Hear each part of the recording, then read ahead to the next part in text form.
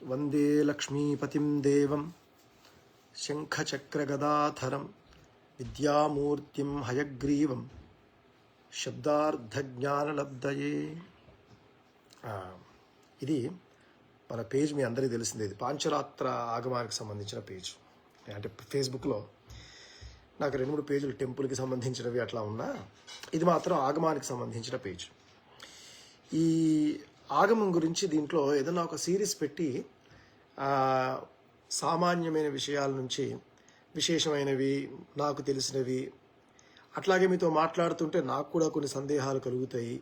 మళ్ళీ వాటిని నేను నివృత్తి చేసుకోవడానికి మళ్ళీ ఎవరితో పెద్దలతో మాట్లాడి మళ్ళీ మీ దగ్గరికి వచ్చి దానికి సమాధానం చెబుతూ ఒక ఆగమ సిరీస్ని చేయాలని అనుకున్నా. ఎంత వీలైతే అంత, ఒకసారి 5 నిమిషాలు, ఒకసారి గంట, ఎంతసేపు కూర్చొని చేయగలిగితే అంతసేపు చేయాలి అని రకరకాల పుస్తకాలని చూస్తూ ఉన్నాను. ఇంకా ఏది పూర్తిగా చూడడం జరగలేదు. ఇంతకు ముందున్న కొంత నాలెడ్జ్, ఒక చిన్న నువ్వు గింజంత పాంచరాత్ర ఆగమం అనే మహా సముద్రంలో తెలిసిన కొంత మీ అందరితో పంచుకుంటూ ముందుకు వెళ్ళాలని ఒక ఆలోచన వచ్చింది. ఆ ఆలోచనతో ఇది మొదలుపెట్టాను. మన పేజే పాంచరాత్ర ఆగమం. ఇది చాలా కాలం క్రితం ఈ పేజీని నేను క్రియేట్ చేసి పెట్టాను. పాంచరాత్ర ఆగమం గురించి చర్చ చేయాలి అందరితో అని. కొన్ని చర్చలు కూడా నేను మొదలుపెట్టాను, కానీ మళ్ళీ దాన్ని కంటిన్యూ చేయలేకపోయాను. ఎందుకంటే నాకు ఉండబడేటువంటి ఇక్కడ ఆలయం ఇదన్నీ చూసుకోవడం, చాలా మిగతా వ్యవహారాలు పెరిగిపోవడం దాంతో. కానీ ఎంతో కొంత సమయం పెడుతూ మాట్లాడుతూ పాంచరాత్ర ఆగమం గురించి చెప్పాలి అని కొన్ని పుస్తకాలు చూశాను. ఈ మధ్యలో ఇండియా వెళ్ళినప్పుడు మన మహోపాధ్యాయ శాస్త్ర రత్నాకర చిన్నజీయర్ స్వామివారి, మన స్వామివారి జియర్ ఇంటిగ్రేటెడ్ వేదిక్ స్కూల్ వారు ఆచార్యులు, వారు ప్రిన్సిపల్ అంటే కూడా సరిపోదేమో, అంతకంటే మించి వారు మహోపాధ్యాయులు. వారు ఎంతో ప్రేమతో ఒక పుస్తకాన్ని నాకు ఇవ్వడం, చాలా పుస్తకాలు వారు ఇచ్చారు. పోయినప్పుడల్లా ఏదోటి వారి అనుగ్రహం పుస్తక రూపంలో నా మీద ఎప్పుడూ ప్రసరిస్తూనే ఉన్నది. వారిని కొంతకాలం క్రితం సముద్రాల రంగరామానుజాచార్య స్వామి వారిని వారికి విన్నవించుకోవడం జరిగింది, వారిని ప్రార్థించడం జరిగింది.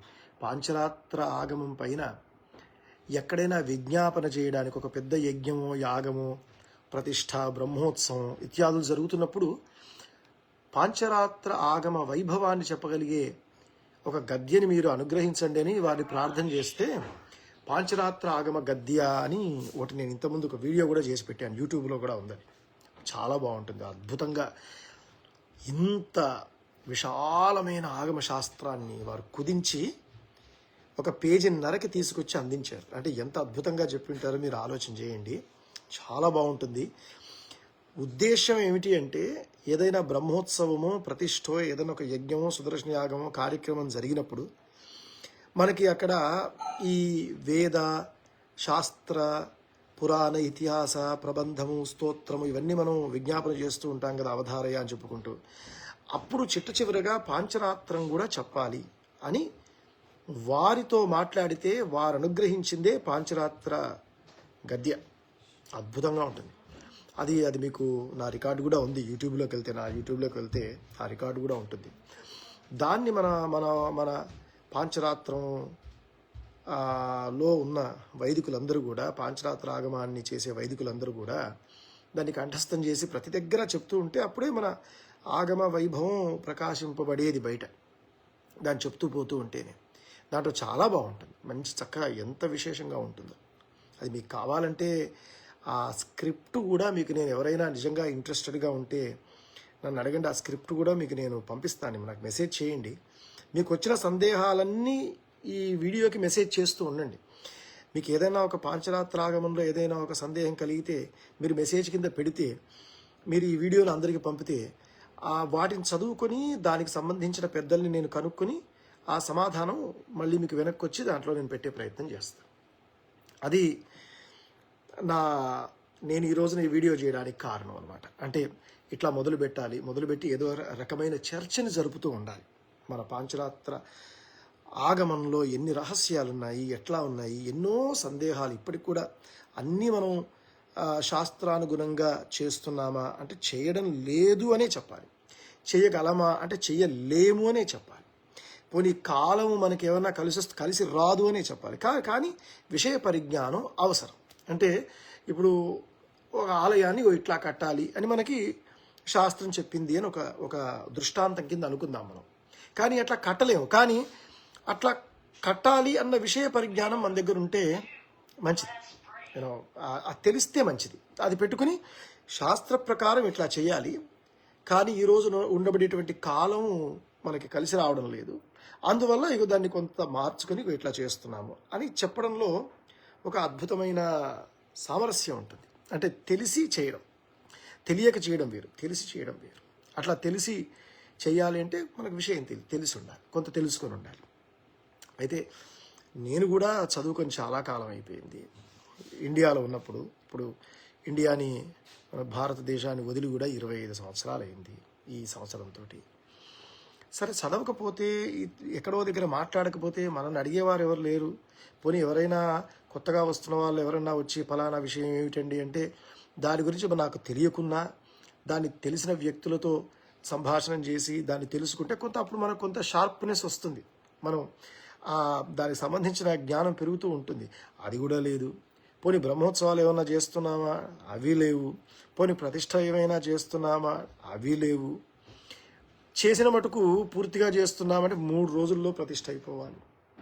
ఇట్లాగా ఏది చేసినా సరే సంపూర్ణంగా చేయడం అనేది లేకుండా పోయింది. కనీసం ఇట్లా చదివైనా మాట్లాడైనా సరే, మనం చదువుకున్న చదివైనా లేకపోతే ముందుకు తెలుసుకోబోయేదైనా సరే మనతో ఉంచుకోవాలి అంటే ఇది ఏదో చేయాలి అన్న ఆలోచన వచ్చింది. అంటే ఈ రకంగానైనా ఎవరైనా ఒక ప్రశ్న వేస్తే దానికి సమాధానం కోసమైనా మనం ఒక పుస్తకాన్ని చదవాల్సిందే కదా.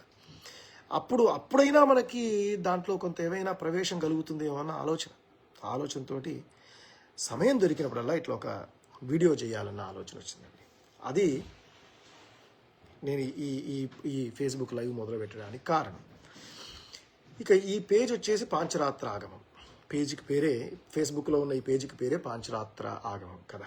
పాంచరాత్రం గురించి, ఆగమముల గురించి మనం మాట్లాడుతూ ఉంటాం. అందుకోసం ఇది. అయితే ఆగమాలు ఎన్ని రకాలు అని మనం మొట్టమొదటి ప్రశ్న మనకి మొదటగా ఎవరికైనా సరే ఆగమాలు ఏమిటి, ఎన్ని రకాలనే ఒక రకమైన సందేహం మనకు అందరికీ ఉంటూనే ఉంటుంది అందరికీ. అయితే 2 రకాలైన ఆగమాలని 2 రకాలుగా మనకు ఉండబడేటువంటి ఆగమాలని విభజించుకోవచ్చు అని అంటే మనం చదువుకున్న పుస్తకాల్లో తెలుసుకున్న విషయం మీతో నేను పంచుకుంటూ ఉన్నాను. వైదికమైన ఆగమము, అవైదికమైన ఆగమము. అవైదికము అంటే వేదోఖిలో ధర్మమూలమని కదా. అంటే ఆ అఖిలమైన వేదములే అన్నింటికీ ఆధారం. ఈ రోజున మనం మాట్లాడుకునే పాంచరాత్ర, వైఖానస, శైవ, శాక్తేయ, ఇంకేవైనా తీసుకోండి, ఇవన్నింటికీ వేదమే ప్రధానం. వేదాన్ని అనుసరించే ఇవి నడవాలి. అట్లా నడిచే ఆగమాలు వైదికాలు. మనం 2 అనుకున్నాం కదా, వైదికం అవైదికం అని. ఆగమాలు 2 రకాలు. అంటే మన ఆగమాల్లో అవైదికాలు లేవు. అవైదికాలు వేరేవేవైనా ఉండాలి, వాటిని కూడా ఆగమ శబ్దంతో పిలుస్తూ ఉండాలి కదా. అట్లా అవైదిక ఆగమాలు ఎక్కడుంటాయి అంటే అవి జైన బౌద్ధ మతాల్లో ఉన్నాయి. ఇప్పుడు బౌద్ధులకు కూడా మీరు కాలచక్రం అని వేస్తారు, పెద్ద చక్రం వేసి. మీరు ఎప్పుడైనా నేపాల్ వెళ్తే అక్కడ మన పాంచరాత్రంలో లేకపోతే శైవ శాక్తి ఆదుల్లో మిగతా ఆగమాల్లో ఉండబడేటువంటి ఈ యంత్రాలు ఉంటాయే, యంత్రాలు మనమైతే చక్రాబ్జ మండలం అని పిలుస్తాం, సర్వతో భద్రమండలం అని పిలుస్తారు, లింగతో భద్రమండలం అని పిలుస్తారు, వాసుదేవ మండలం అని పిలుస్తాం. ఇట్లా రకరకాలైన చక్కగా అన్ని రకములైన ద్రవ్యములు పెట్టుకుని నానా రకమైన వర్ణములతో కలర్స్తో భూమిపైన కానీ ఎక్కడైతే వేదిక అనుకుంటావో దానిపైన ఆ మండలం వేసి ఆ మండలంలో పరమాత్మని ఆవాహన చేసే ఆరాధనలు ఉన్నాయి కదా. ఆరాధనలు కేవలం మనకే ఉన్నాయా? కాదు, బౌద్ధులకు కూడా ఉన్నాయి. వాళ్ళు కూడా కాలచక్ర మండలం అని అద్భుతంగా మండలం వేసి ఆ మండలార్చన చేస్తూ ఉంటారు. ఆ మండలార్చన చేయాలంటే వాళ్ళకు కూడా ఒక విధి విధానం ఉండాలి. దాన్ని బౌద్ధాగమం. జైనులకు కూడా అట్లాగే ఉన్నాయి, వాళ్ళకి జైన ఆగమాలు ఉన్నాయి. ఇట్లా బౌద్ధ జైన ఆగమాలనేమో అవైదిక ఆగమాలు అని, ఎందుకంటే వాళ్ళు ఎవరు మన వేదాన్ని విశ్వసించరు. అందువల్ల అది వేదాన్ని విశ్వసించని వాళ్ళు కాబట్టి వాళ్ళు అవైదికులు అయిపోయారు. వేదంతో పాటుగా నడిచే ఆగమాలన్నీ కూడా వైదిక ఆగమాలు అయ్యాయి. ఇట్లాగా 2 రకములైన ఆగమాలు ఉన్నాయి. ఆగమం ఏం చేస్తుంది? దేని కొరకు మనకి ఆగమం కావాలి? ఎన్ని ఆగమాలు ఉన్నాయి? దాంట్లో ఉండబడేటువంటి మంత్ర అనుష్ఠాన మండల ప్రక్రియలు ఎట్లా ఉంటాయి? ఇప్పుడు బౌద్ధ జైన ఆగమాల్లో ఉండే ప్రక్రియలు ఎట్లా ఉంటాయి? అదొక తంత్రంతో వెళ్తూ ఉంటుంది. ఎందుకంటే ఈ వైదిక వేద మంత్రాన్ని వాడు వాడరు కాబట్టి వాడు తంత్రం దాంట్లో. వీటి గురించి మెల్లిమెల్లిగా మనం ఒక్కొక్క దాన్ని ఎక్కడెక్కడైతే సందర్భానుసారంగా మనం దాన్ని ముట్టుకుంటూ పోదాం. అంటే ఎక్కడెక్కడ మనకు అవి కలుస్తూ ఉంటాయో మనం మాట్లాడుకునే మాటలకి అక్కడక్కడల్లా వాటి గురించి మనం మాట్లాడుకుంటూ ఉంటాం. అట్లాగే ఎవరైనా ఒక సందేహం అడిగితే ఆ సందేహానికి సమాధానం కూడా మనం వెతుకుతూ దాన్ని కూడా చెప్పుకునే ప్రయత్నం చేస్తూ మనం ముందుకు పోతూ ఉందాం. అట్లాగా ఎక్కడో దగ్గర మనం కలవాలి. పాంచరాత్రం ఇప్పటిదాకా నేర్చుకున్న వాళ్ళైనా సరే, పాంచరాత్రంతో ఈ వైదిక కార్యక్రమాలు నిర్వహిస్తున్న వాళ్ళైనా సరే, అర్చకత్వం చేస్తున్న వాళ్ళైనా సరే, అందరం కలిపి ఎక్కడో దగ్గర చర్చ చేయకపోతే మనకి ఈ విషయాలన్నీ ఎట్లా తెలుస్తాయి? ఎవరో ఒక పెద్దలు చూస్తాను, భగవంతుడు అనుగ్రహించి ఎవరైనా పెద్దలు ఈ వీడియోలోకి వచ్చి వారు కూడా వారి యొక్క జ్ఞానాన్ని మనందరితో పంచుకుంటే ఇంకా అద్భుతంగా ఉంటుంది. అది కూడా మనం రాబోయే కాలంలో మనం మెల్లిమెల్లిగా మనం కొంత ఒక విత్తనం నాటి మనం వెళ్తూ ఉంటే అవే జాయిన్ అవుతూ ఉంటారు. ఇక మెల్లిమెల్లిగా అన్నీ వస్తూ పోతూ ఉంటాయి. అది నా ఆలోచన, అట్లా జరుగుతుందేమో అని మొదలుపెట్టాను. అయితే ఈ ఆగమము ఎన్ని రకాల ఆగమాలు? మనం వైదికాలు అనుకున్నాం, అవైదికాలని అనుకున్నాం. అవైదికాలు బౌద్ధ జైనంలో ఉంటే ఇక మిగతా ఆగమాలన్నీ కూడా మన వేదాన్ని పట్టుకునే ఆగమాలన్నీ కూడా వైదిక ఆగమాలు. అవన్నీ కూడా మనకే ఉన్నాయి. సనాతన ధర్మంలోనే ఈ వైదిక ఆగమాలన్నీ కూడా ఉంటాయి. ఇవేవి వేదానికి విరుద్ధం కావు. అన్నీ కూడా మన వేదాన్ని ఆశ్రయించవలసిందే. అట్లా ఆశ్రయించిన ఆగమాలు వైష్ణవము, శైవము, శాక్తీయము, గానాపత్యము, దాన్ని వైనాయకం అని కూడా అంటారు. సౌరము, స్కాందము, పాశుపతము, ఇట్లా నానా రకమైన, కేవలం పాంచరాత్రం ఒక్కటే లేదు. ఇన్ని రకములైన వైష్ణవంలో కూడా మళ్ళీ పాంచరాత్రం ఒక్కటే కాదు, వైఖానసం కూడా ఉన్నది. పాంచరాత్ర వైఖానస ఆగమాలు వైష్ణవం అంటే. శైవంలో కూడా ఇట్లాగే ఉన్న కారణ, కామిక, ఇట్లా ఒక 20 పైన అవి వాటి పేర్లు కూడా సంపాదించి మీకు నేను మెల్లిగా చెప్పుకొస్తాను రాబోయే కాలంలో. శైవంలో కూడా ఎన్ని ఆగమాలు ఉన్నాయి ఏమిటి. ఇక ఈ జైన బౌద్ధ ఆగమాలకి మరి ఏమిటి ఆధారం అంటే కల్పితమే. వాళ్ళంతల వాళ్ళుగా ఇప్పుడు మనకి ఈ మిగతా వేదాన్ని ఆశ్రయించిన ఆగమాలకి ఏమిటి ఆధారం అంటే వేదమే ఆధారం. వేదం చెప్పబడిన మంత్రములతోనే మనం వెడుతూ ఉంటే మిగతా ఆరాధనాది పద్ధతులన్నీ మాట్లాడుతూ ఉంటే ఏ మంత్రం ఏమిటి, ఏ ఉపచారం, ఇవన్నీ కూడా మనం మాట్లాడుకుందాం రాబోయే కాలంలో. అయితే మరి బౌద్ధ జైన మతాలకి ఏమిటి ఆధారం అంటే కల్పనే. వాళ్ళంతల వాళ్ళుగా వాళ్ళకి తర్వాత వచ్చిన గురువులు ఆ కల్పనే వాళ్ళకి ఆధారం. అంటే వాళ్ళంతల వాళ్ళుగా కల్పించుకుని దాన్ని అట్లా చేస్తూ పోయారు. వాళ్ళకి ఇంకొక వైదిక వేద ఆధారం అట్లాంటిది ఇంకేమీ ఉండదు. వాళ్ళ కల్పనే ఆధారం. అట్లా వచ్చినవి జైన బౌద్ధ ఆగమాలు. ఇంకా అవన్నీ అవైదికాలని అనుకున్నాం. ఇక వైదిక ఆగమాల గురించిన ప్రస్తావన మనం చేసుకోవాలి. ఇక వాటి గురించి మనకి పెద్ద జ్ఞానం లేదు, వాటిని మనం మాట్లాడడానికి లేదు. ఎందుకంటే వాటిని మనం ఎప్పుడు చూడలేదు, ఏదో దూరం నుంచి చూసిందే.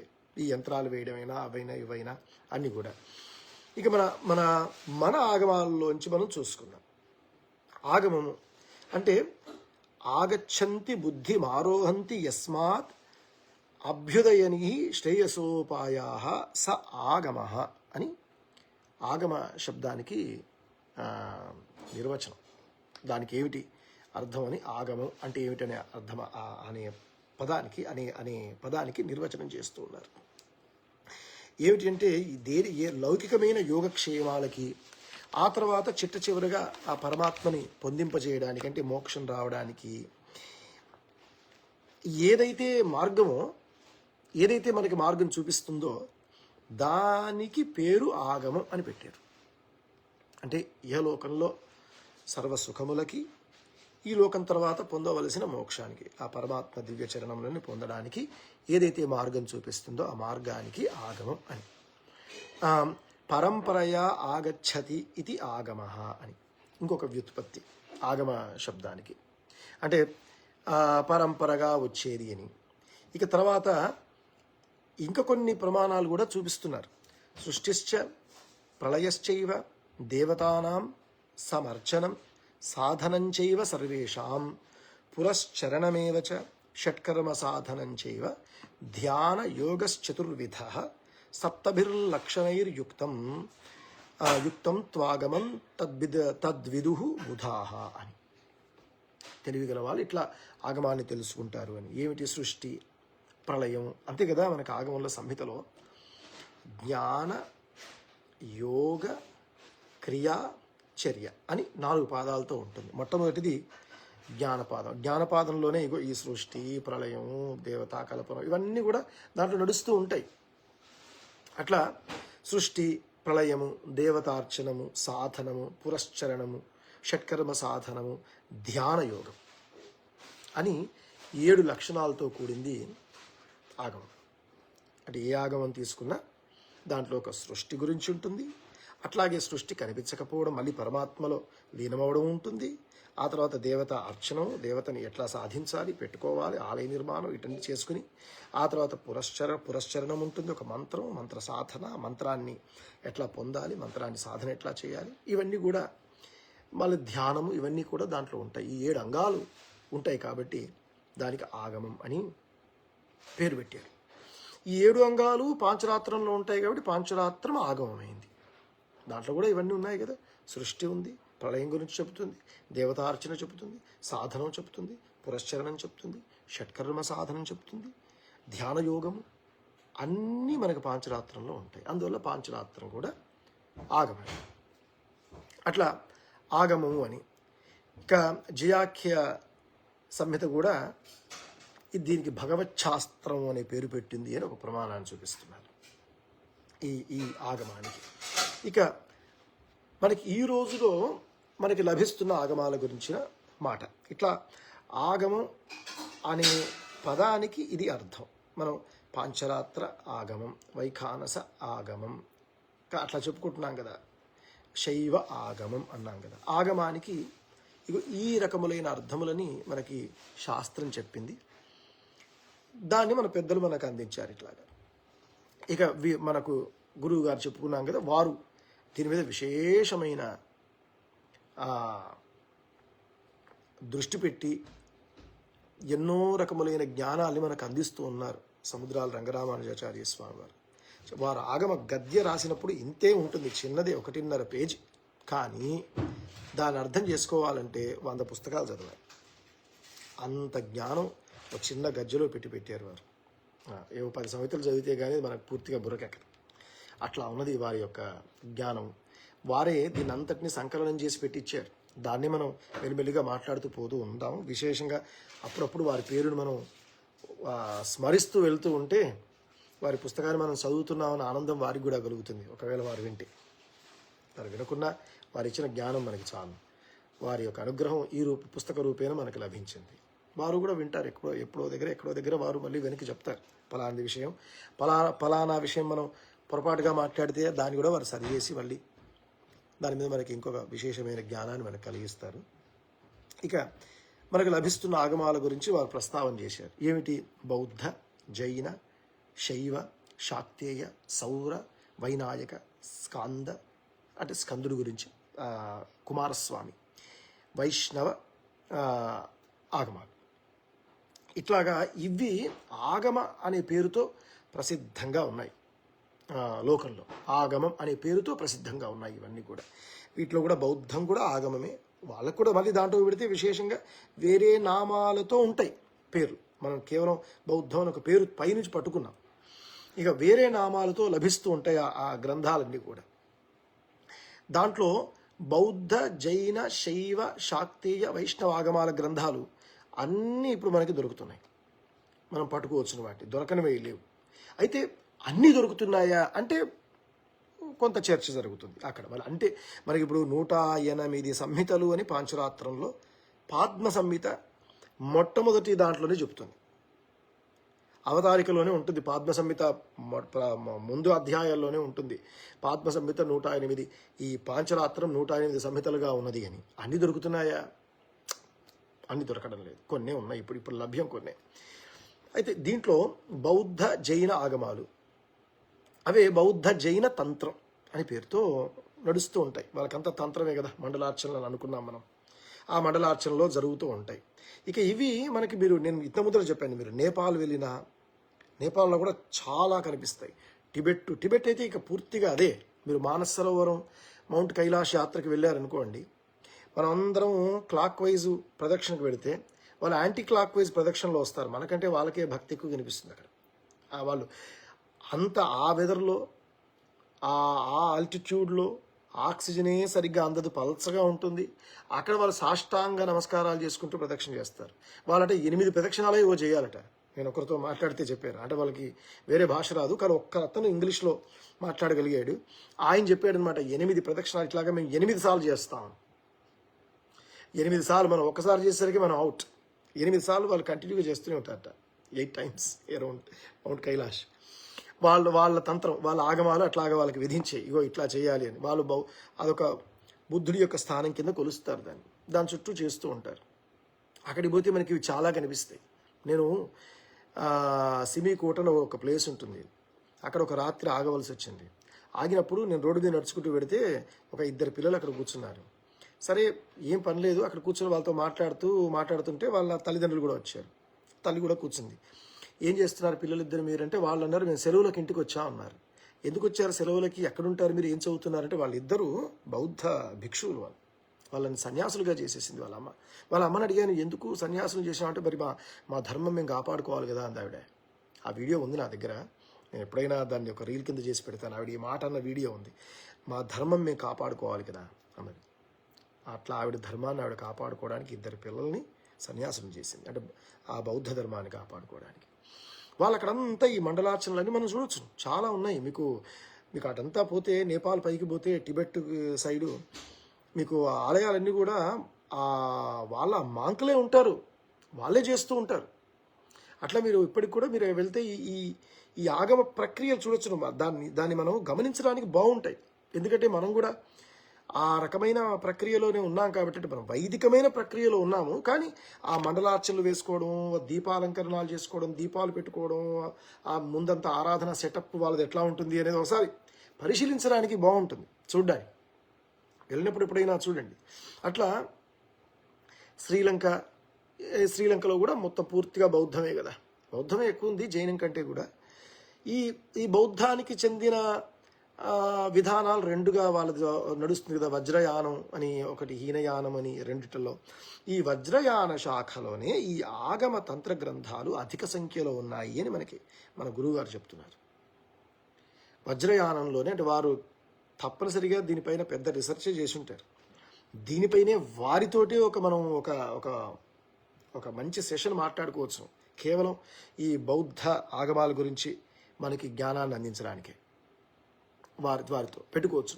ఈ వజ్రయాన శాఖలో చాలా తంత్ర గ్రంథాలు ఉన్నాయి అని.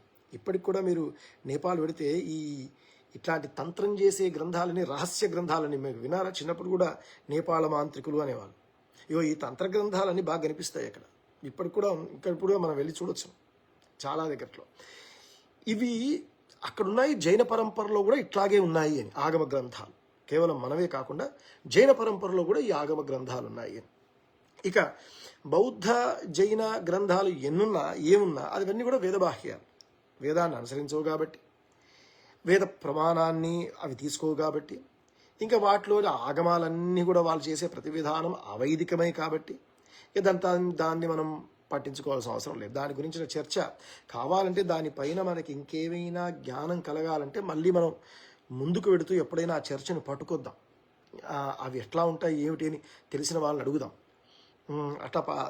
అట్లా ముందుకు తీసుకొచ్చి మనం దాని గురించి కూడా మనం తెలుసుకునే ప్రయత్నం చేద్దాం. ఇక వైదికమైన ఆగమాల గురించి ఇక ముందు రాబోయే కాలం, అంటే ఇక ముందు మనం చేసే సిరీస్లో మనం మాట్లాడుకుంటూ పోదాం. శైవ, శాక్త, వైష్ణవ ఇవన్నీ కూడా ఆస్తికాలు, ఇవన్నీ కూడా వేదాన్ని పట్టుకునే వెళ్ళేవి. వేదం పైన ఏవి ఉండవు, ఇవేవి అన్నీ కూడా వేదానికి కిందే ఉండి వేద ప్రమాణంతోనే నడుస్తాయి ఈ గ్రంథాలన్నీ కూడా. అట్లా ఆవిర్భవించినవే ఈ మిగతావి కూడా, అంటే వేదంతో పాటుగా వేదం తర్వాత అట్లా వచ్చినవే ఈ ఆగమాలు. దీంట్లో మొట్టమొదటిగా మనం ఏదైనా ఒకటి, మనం ఒక పాంచరాత్రం గురించి మాట్లాడాలి అంటే పాంచరాత్రం ఒకటే మాట్లాడితే సరిపోదు. పాంచరాత్రం గురించి మాట్లాడాలి అంటే ఇతర ఆగమాల గురించి కూడా మనం తెలుసుకోవాలి. ఎన్ని ఆగమాలు ఉన్నాయి, ఉన్నాయి, ఎట్లా ఉన్నాయి తెలుసుకుంటేనే మనకు మన ఆగమం యొక్క ఆ వైభవం మనకి ఇంకా బాగా తెలుస్తుంది. దీని గొప్ప ఏమిటి పాంచరాత్రం, అసలు ఏమిటి పాంచరాత్రం అనేది అప్పుడు ఇంకా బాగా తెలుస్తుంది. అంతే కదండి. వేరే దాని గురించి తెలుసుకుంటేనే మన గురించి తెలుస్తుంది. ఒకటి మనమే చదువుకుంటూ పోతే మనం బావిలోనే ఉంటాం, ఇంకోటి ఏది మనకు తెలియదు. మనం దాన్ని పోల్చడం చేస్తే కొంత బాగా నేర్చుకోగలం దేన్నైనా. అట్లాగా శాక్తేయ ఆగమాల గురించి మనం మెల్లిగా మొదలు పెట్టుకుని శాక్తేయ ఆగమాల కూడా అవి ఏమిటి ఎట్లాగా అనేది మనం చూద్దాం. మనకి ఈ శాక్తేయ ఆగమాలు మనకి కేవలం దక్షిణాదే కాదు, నార్త్కు కూడా, అంటే దక్షిణాచారము వామాచారం అనే పేరుతో పిలువబడుతున్న ఆగమాలు ఉన్నాయి. ఇవి రెండు రకాలుగా, అంటే శాక్తేయ ఆగమాలు దక్షిణాచారంగా వామాచారంగా పిలువబడుతున్నాయి. ఇప్పుడు మనకి ఈ మధ్యలో బాగా ప్రాచుర్యంలోకి వచ్చిన ఆలయం కామాఖ్య అని కదా, అది లేదా అంటే ఉన్నది. మళ్ళీ రెండవది, ఇప్పుడు తెలుగునాట అత్యధికమైన ప్రాచుర్యంలో ఉన్న రెండవ ఆలయం అరుణాచలం కదా. దక్షిణాచారము వామాచారం అని చెప్పడానికి రెండు, ఈ మధ్యలో అందరి నోళ్లలో నానుతున్న రెండు ఆలయాల్ని తీసుకున్నాను ఎగ్జాంపుల్గా. శాక్తేయ ఆగమాలు అవి తంత్రం బేస్డ్గా నడుస్తాయి. ఈ శాక్తేయ ఆగమాలు బాగా ఎక్కువగా ప్రార్థనలు ఉంటాయి, స్తోత్రాలు ఉంటాయి, ముద్రలు ఉంటాయి, ఇట్లాంటివన్నీ కూడా బాగా మీకు కనిపిస్తూ ఉంటాయి ఈ తంత్ర ఆగమాలు తీసుకుంటే. అయితే సాధారణంగా కూడా మనకి మన గురువుగారు చెప్పే మాట ఏమిటంటే ఇవన్నీ కూడా కొంత వామాచారాన్ని కలిగి ఉంటాయి అని వారు అంటున్నారు. అంటే ఈవెన్ దో అంటే దక్షిణాదిలో ఉన్న వీటికి ఆ ప్రభావం వీటిపైన ఎక్కువ అన్నట్టుగా వారు మాట్లాడుతున్నారు. వాటికి వారు కొన్ని ఉదాహరణలు కూడా చెప్పారు. ఏమిటి అంటే మారణం, మోహనం. మన పాంచరాత్రంలో పద్మ సంహితలో కూడా ఇవి కనిపిస్తాయి. మంత్రోద్ధార క్రమంలో చివరిలో ఉంటాయి ఇవన్నీ. మీరు పద్మ సంహితను పట్టుకుంది ఏ సంహితలో అయినా అక్కడ పద్మ సంహిత విశేషంగా చూపిస్తూ ఉంటుంది. మోహనం, స్తంభనం, విద్వేషణ, ఉచ్చాటన, వశీకరణ, ఆకర్షణ, యక్షిణి, సాధన, ఆ పరకాయ ప్రవేశం, ఆ తర్వాత రసాయన ప్రయోగాదులు, ఇట్లాంటివన్నీ కూడా ఉంటాయి. మనకి మాహేశ్వర తంత్రంలో ఇవన్నీ కూడా నిరూపణ అవుతాయి. మనకి పద్మ సంహితల్లో కూడా, అంటే పద్మ సంహిత కూడా మనకు ఉండబడేటువంటి రత్నత్రయంలోంచి ఒక దాంట్లోంచి ఇది వచ్చింది అనే కదా. దీని గురించి మళ్ళీ మనం అక్కడికి వెళ్ళినప్పుడు మనం మాట్లాడుకుందాం. మాహేశ్వర సంహితలో ఇవి ఇట్లా ఉన్నాయి అని.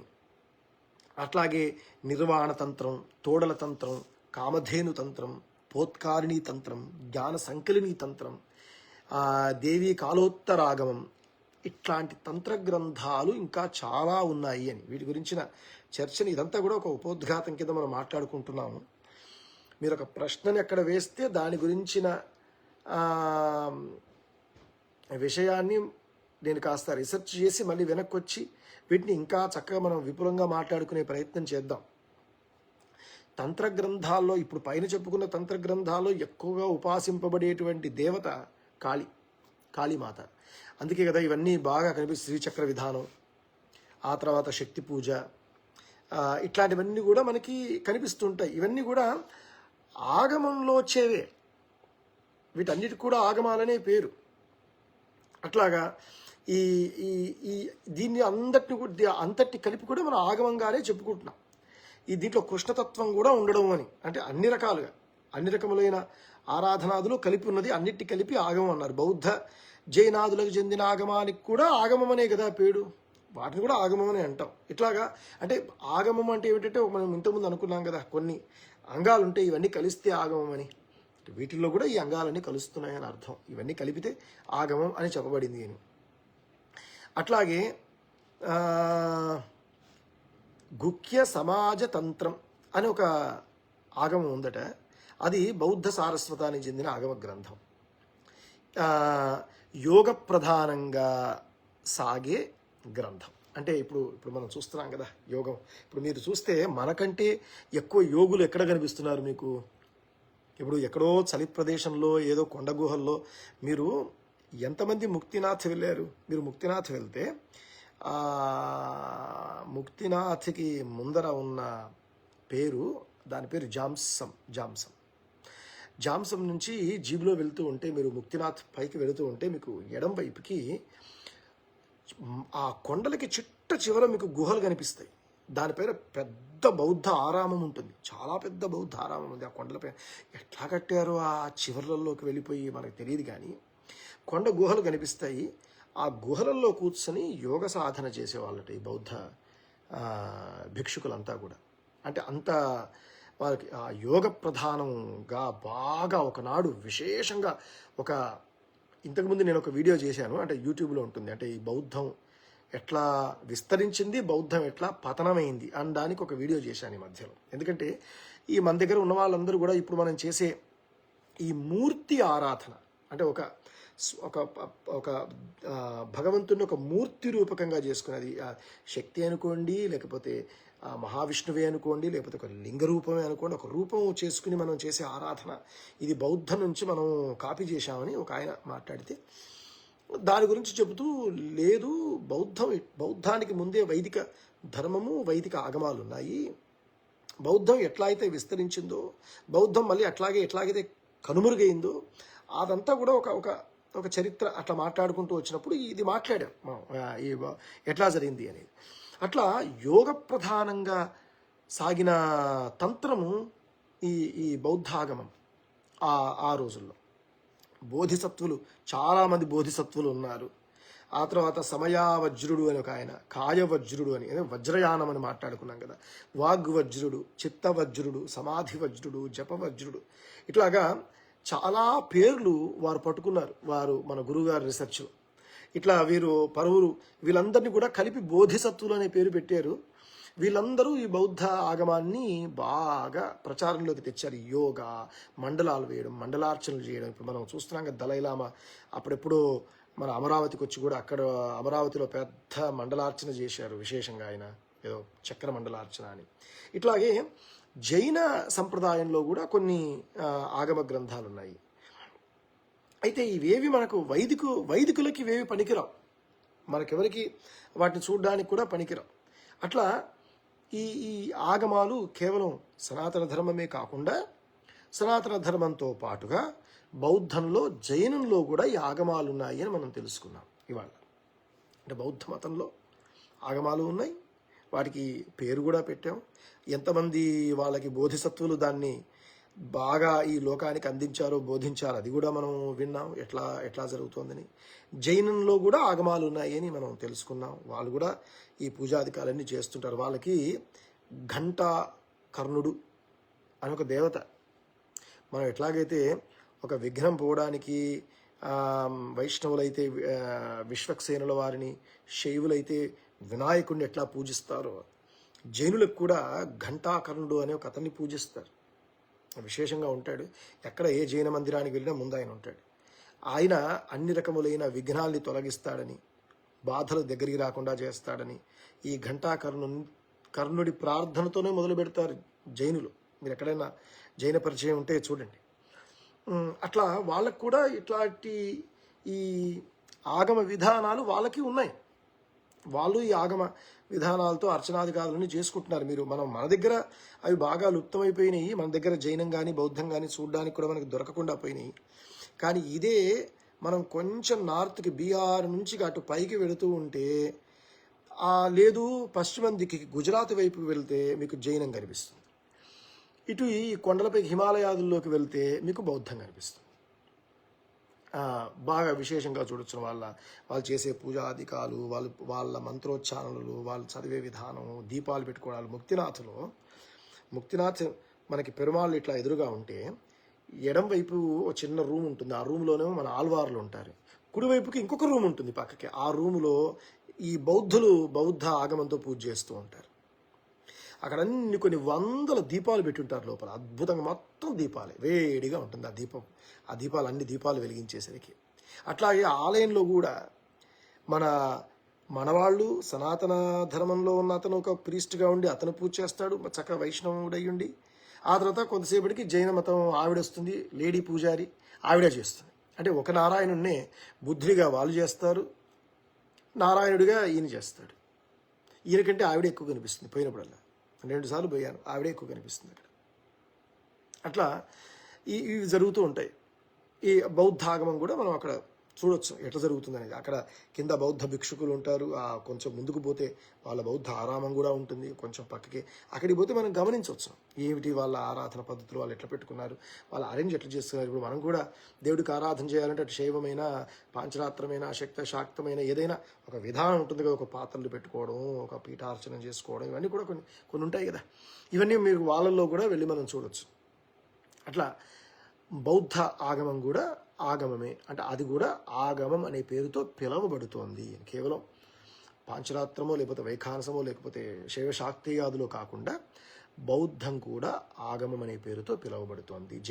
జైనంలో కూడా ఆగమం అనే పేరుతో పిలువబడే గ్రంథాలు ఉన్నాయి అని ఈ ఆగమ శబ్దానికి వ్యుత్పత్తిని చెబుతూ ఈ మొట్టమొదటిగా మనం తెలుసుకున్న విషయం ఇది. మనం మళ్ళీ ఇంకొక లైవ్లో మనం ముందుకు పెడుతూ ఈ నిగమము ఆగమము ఆ ప్రస్తావన మనం చేసుకుందాం. అంటే వేదము ఆగమం ఏమిటి అనేదాన్ని మనం మళ్ళీ ఇంకొక వీడియోలో మనం తెలుసుకునే ప్రయత్నం చేద్దాం. జై శ్రీమన్నారాయణ.